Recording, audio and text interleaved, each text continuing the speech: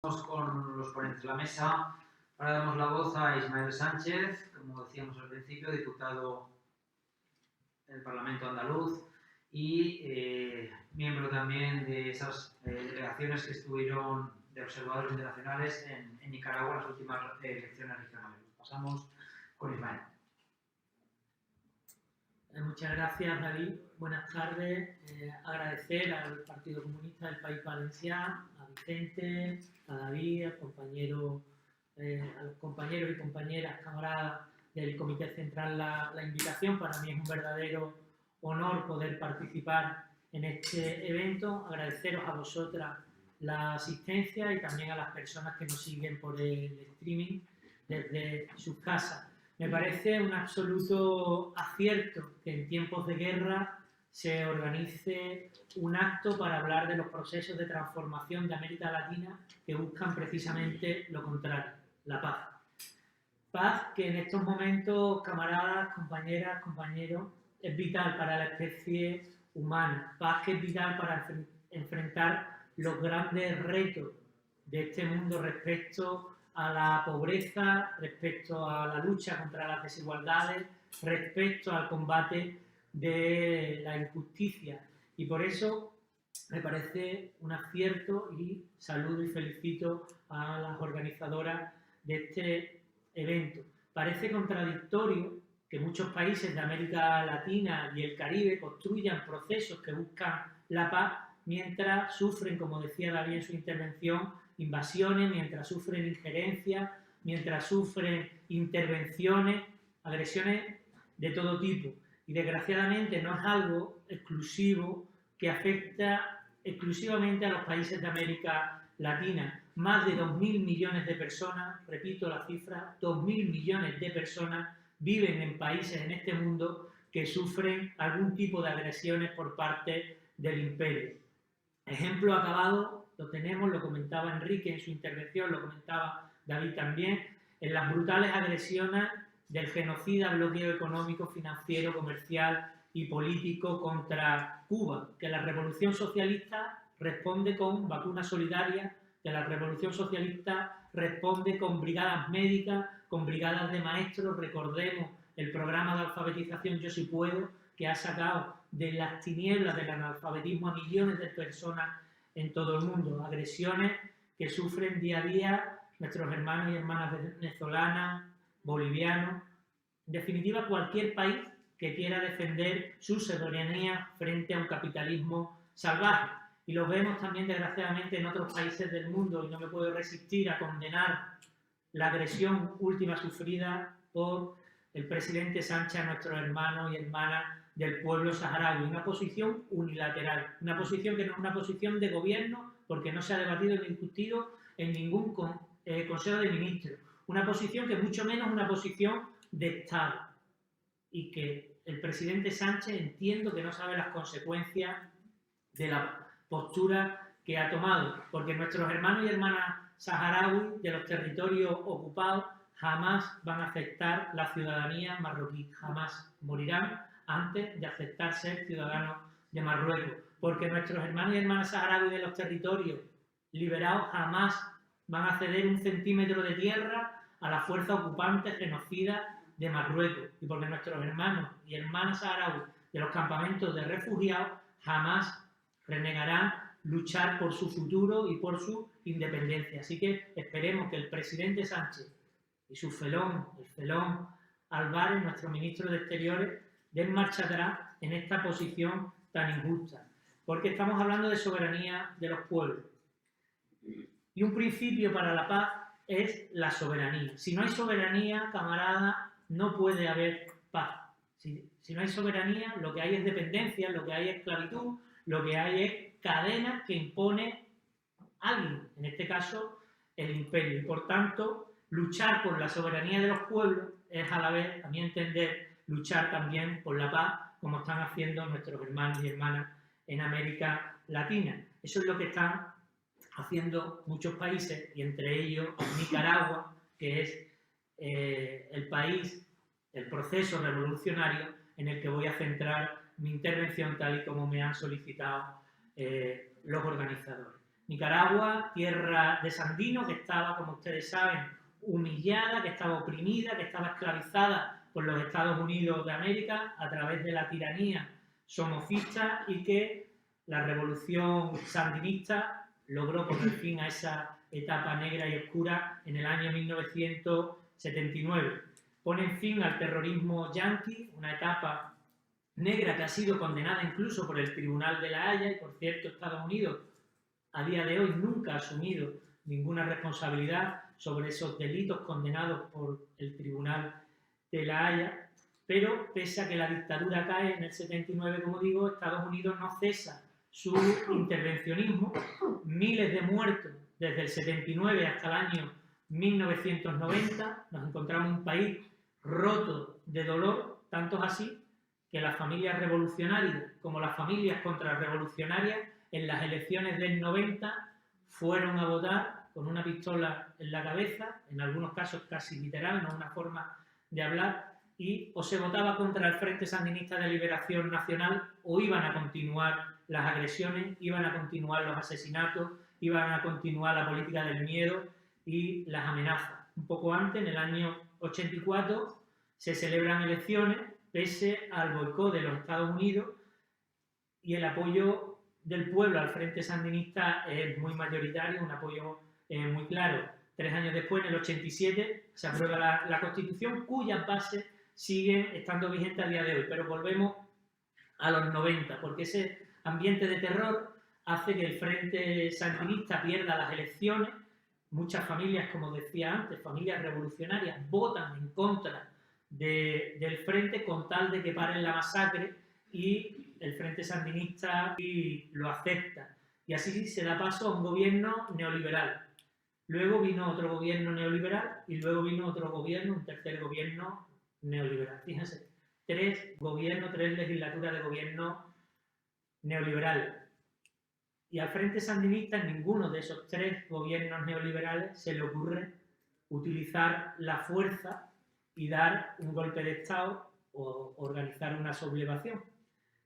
Y había condiciones para ello. Había condiciones no solo objetivas, sino también condiciones subjetivas. No hace falta que en una sede del Partido Comunista explique que es necesario que se den las 2 condiciones para que la clase trabajadora tome el poder político. En Nicaragua se daba, pero aún así el Frente Sandinista, pese a que se estaba privatizando todo, la educación, la sanidad, la pobreza se estaba aumentando de forma exponencial, había hambre, había corrupción por parte de la clase política y de los empresarios, todo iba mal para la clase trabajadora, para el campesinado, pero pese a que había condiciones para la rebelión, el Frente entendió que si salió del poder en el año 90 por los votos, tenía que regresar al poder político por la misma vía. Y pasaron 17 años. 17 años hasta que Frente Sandinista vuelve a ganar unas elecciones. Y esto es importante, porque con las mismas leyes que los liberales ganaron en su momento las elecciones, ayer las ganó el Frente Sandinista. Leyes que hoy no son aceptadas por buena parte de la comunidad internacional, porque fíjense, camaradas, esto no va de garantía democrática, esto va de que ganen los míos. Cuando ganan los míos, las leyes valen. Si no ganan los míos, las leyes nos valen. Lo hemos visto recientemente, y Marta nos podrá ilustrar un poquito mejor, en Venezuela, las elecciones de Barinas. Pierde Arreaza, el método vale. Si llega a ganar Arreaza, pues imagínense los titulares de dictadura para arriba de Venezuela, ¿no? Desde el 84 hasta el día de hoy, en Nicaragua se han realizado 19 procesos electorales. 19 procesos electorales que no siempre ha ganado el Frente Sandinista. El pueblo vota, elige. Cuando ha querido una presidencia neoliberal, pues así lo ha hecho, votando al Partido Liberal Constitucionalista. Y ahora el pueblo, os guste más o guste menos, la comunidad internacional quiere que la dirección del país la ostente el Frente Sandinista de Liberación Nacional.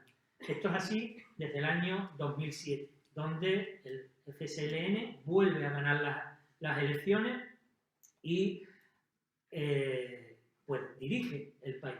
tenemos que hacer una parada importante.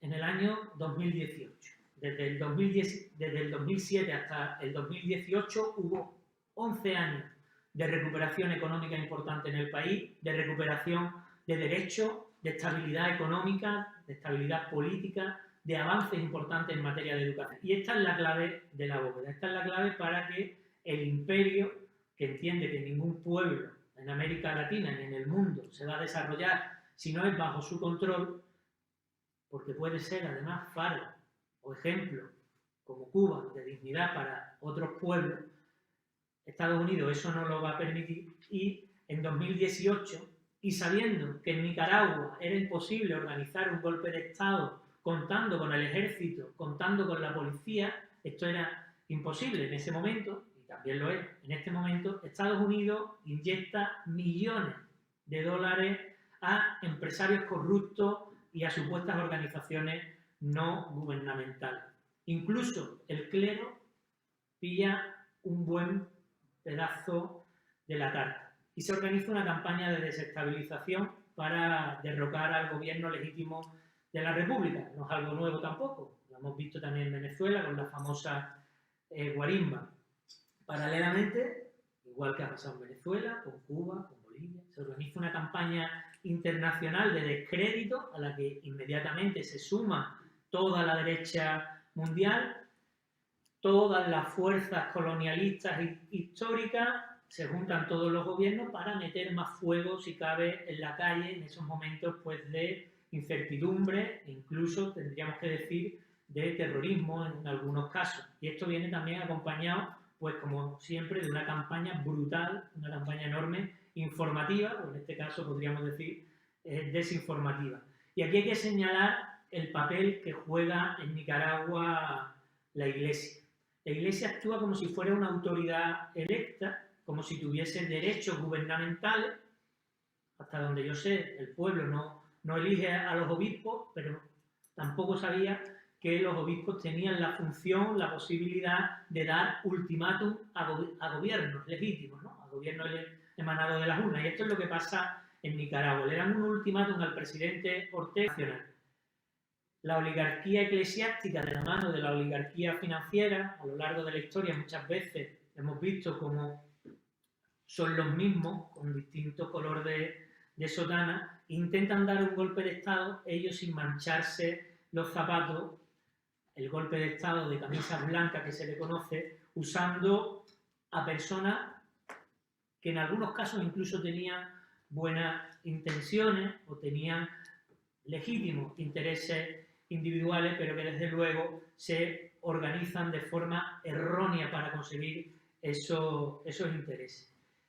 Un golpe similar le dieron al presidente Chávez, los escuálidos, ¿no? Los vendepatrias en Venezuela, que por cierto, a mí me gustaría saber en estos días qué ha sido del señor Juan Guaidó, del terrorista Leopoldo López, tras los acuerdos comerciales que estamos conociendo del petróleo, parece que han desaparecido del mapa. A ver si alguien sabe si están bien los señores, por quedarnos tranquilos.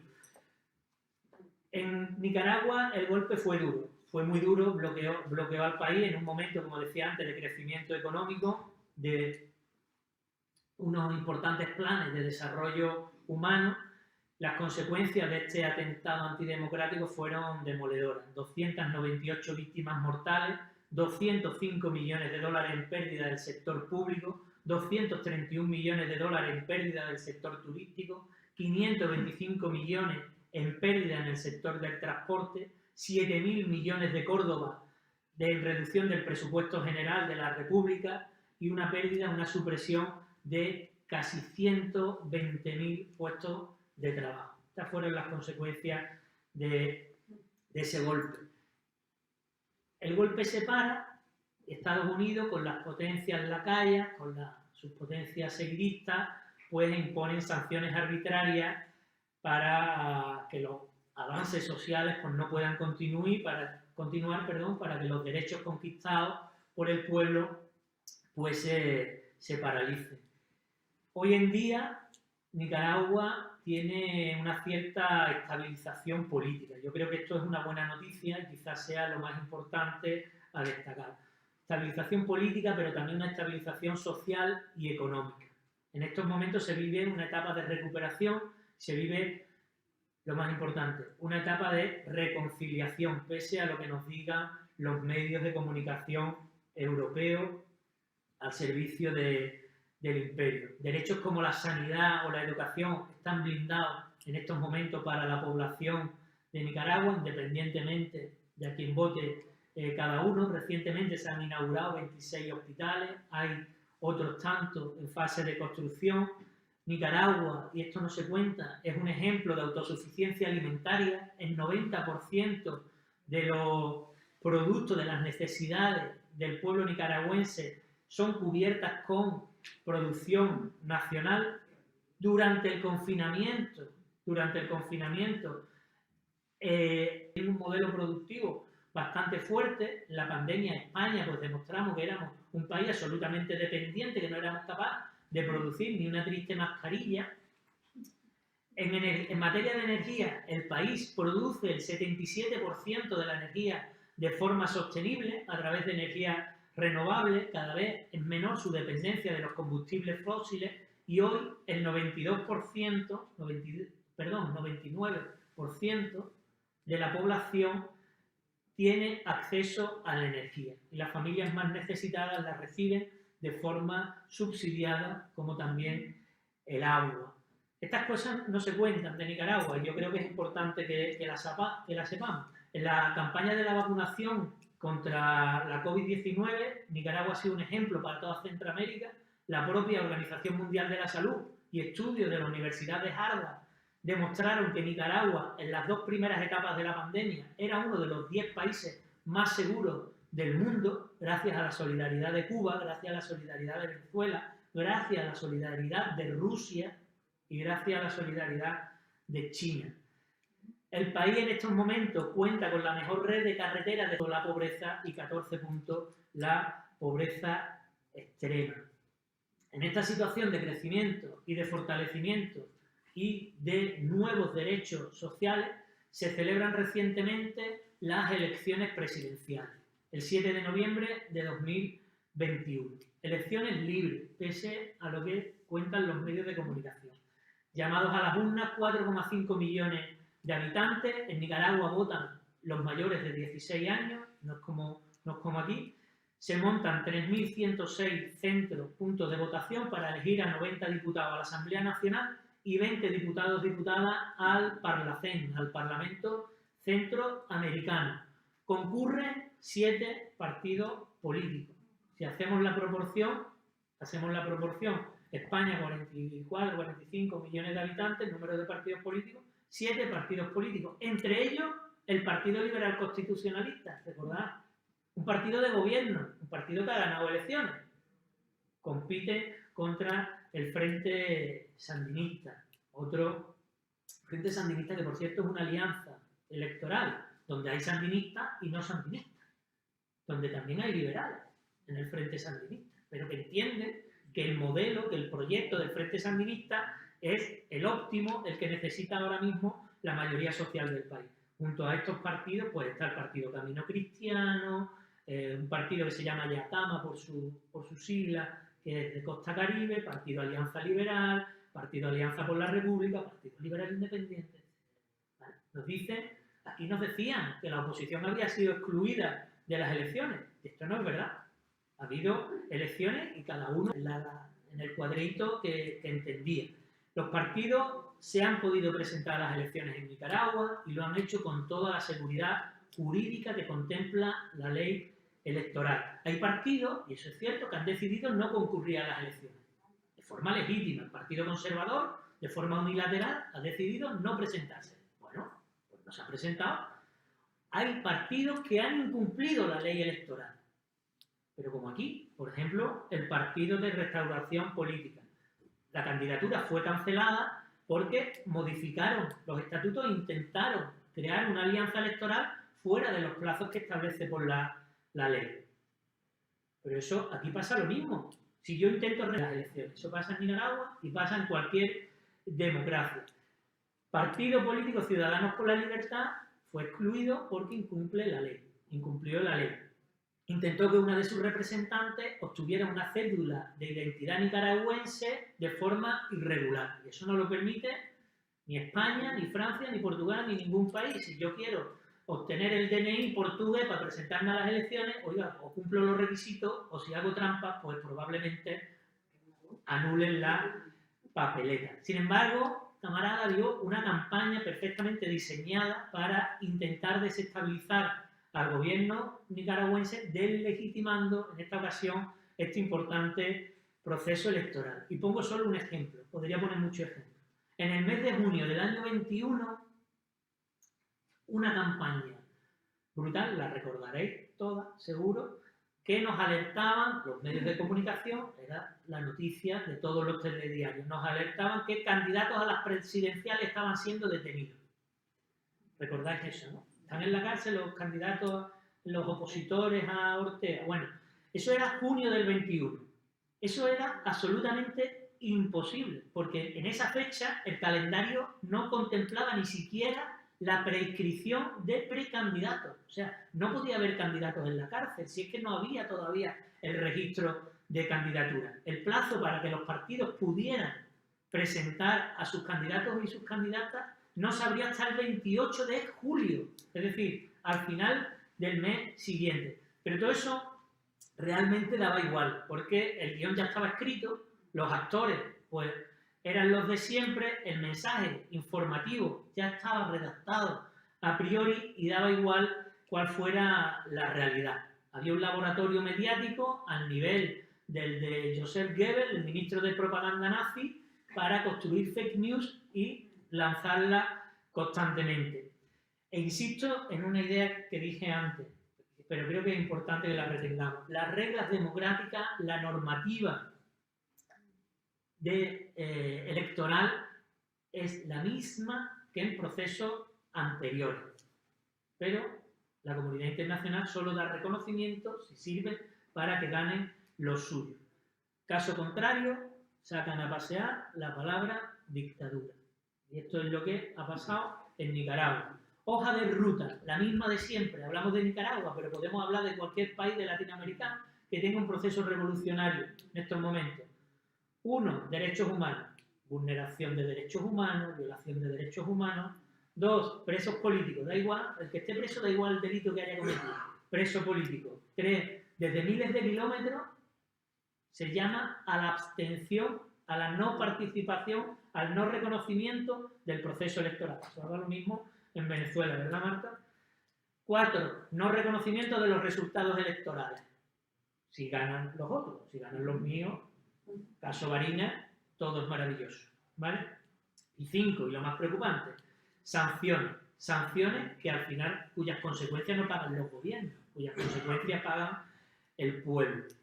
En el caso de Nicaragua, se dice que se gobierna obedeciendo, es lo que el presidente Ortega llama el pueblo presidente. Por tanto, lo que se busca es que el pueblo pase dificultades. Hoja de ruta similar aplicada en todos los países que tienen bloqueo o que tienen sanciones, que por cierto, poco les ha servido hasta la fecha. Yo creo que el imperio debería de hacérselo mirar y cambiar de estrategia porque desde luego llevan años y no están consiguiendo su objetivo.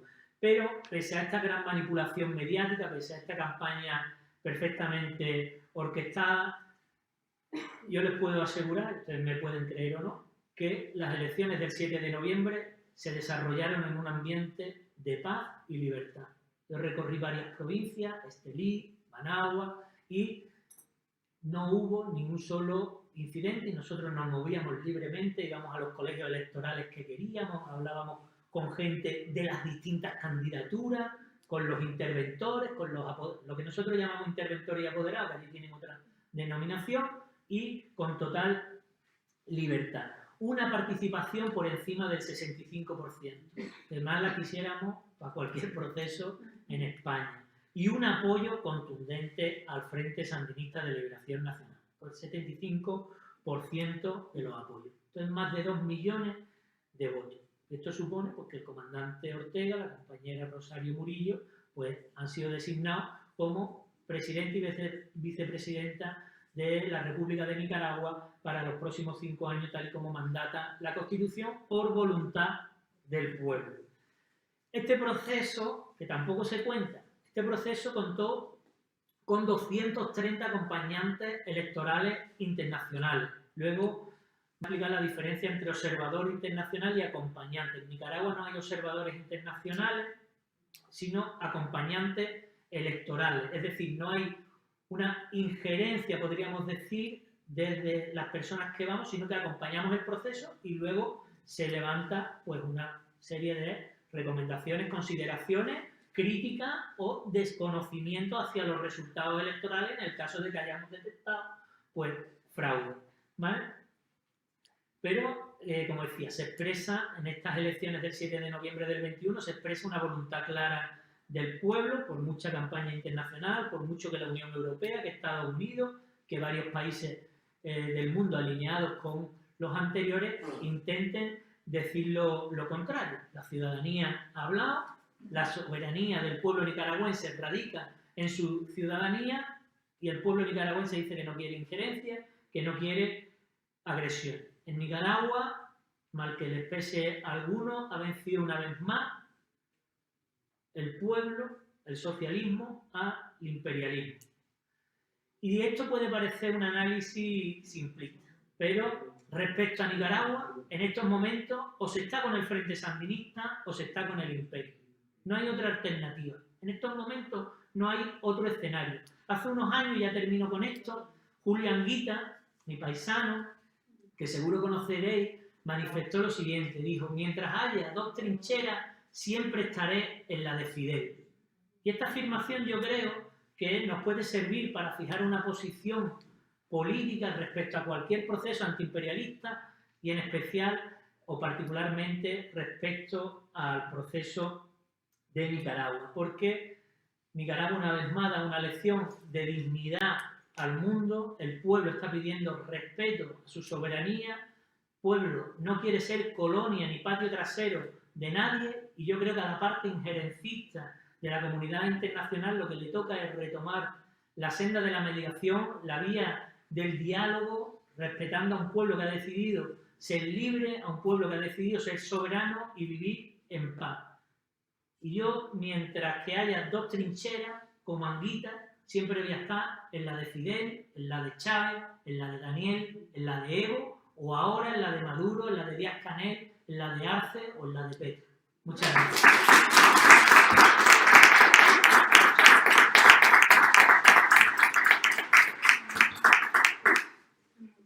Muchas gracias, Ismael. Creo que ha sido muy pedagógica, muy clarificadora en muchos aspectos para entender un poco más nuestra querida Nicaragua sandinista. Ahora vamos a continuar con los ponentes de la mesa. Le vamos a dar la palabra a Marta Martín, como presentábamos al principio, concejala en el municipio de Alboraya, responsable de América Latina en la Secretaría Internacional del PC, del Partido Comunista de España, y observadora, acompañante en muchísimos procesos, en muchísimos países desde hace varios años, así que pues, una gran experiencia para que nos pueda trasladar aquí.